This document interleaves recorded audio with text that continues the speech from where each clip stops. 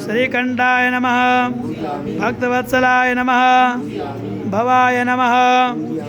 ओम सर्वाय नमः, त्रिलोकीनाथाय नमः, सिद्धकंठाय नमः, ओम शिवप्रियाय नमः, ओम उग्राय नमः, ओम कपालिने नमः, ओम कुमार्ये नमः, अंधकासुरसूदनाय नमः, गंगाधराय नमः, ओम लाटाक्षाय नमः, कालकालाय नमः,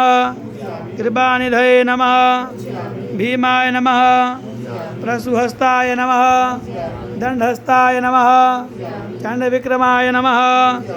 ओम कवचिने नमः, कठोराय नमः, ओम त्रिपुरांतकाय नमः, ओम वृषांगाय नमः,